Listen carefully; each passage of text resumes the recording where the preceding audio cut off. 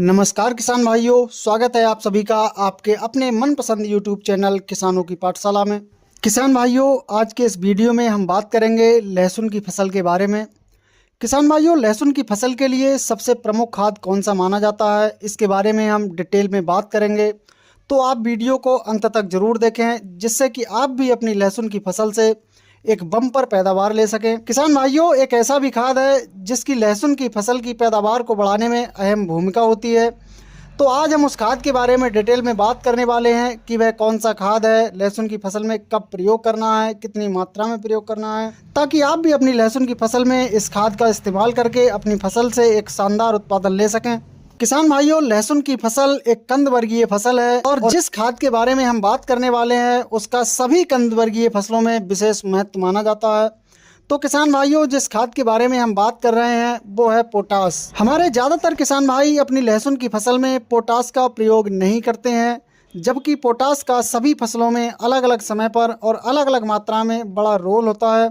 तो किसान भाइयों, सबसे पहले तो लहसुन की बुवाई के समय पोटास की आवश्यकता होती है। तो आपको बुवाई के समय भी पोटास की पूर्ति करनी है। तो इस समय पोटास की पूर्ति के लिए आप डीएपी के साथ म्यूरेट ऑफ पोटास का इस्तेमाल कर सकते हैं, या फिर एनपीके 12-32-16 के द्वारा भी लहसुन की फसल में पोटास की मात्रा की पूर्ति कर सकते हैं।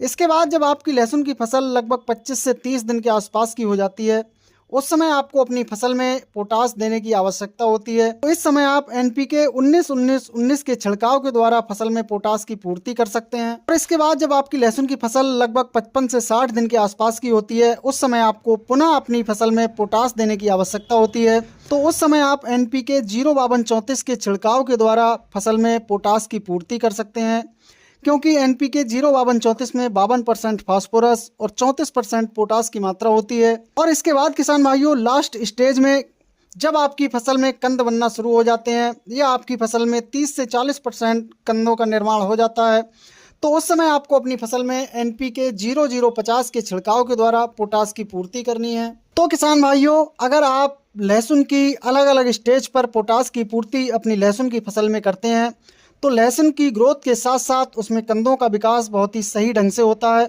और आपको अपनी फसल से एक अच्छी क्वालिटी की पैदावार देखने को मिलती है। तो किसान भाइयों, आपको अपनी लहसुन की फसल में समय समय पर पोटास की पूर्ति ज़रूर करनी है, जिससे कि आपको अपनी फसल से एक बढ़िया पैदावार मिल सके। तो किसान भाइयों, जानकारी पसंद आई हो तो वीडियो को लाइक एवं शेयर ज़रूर करें।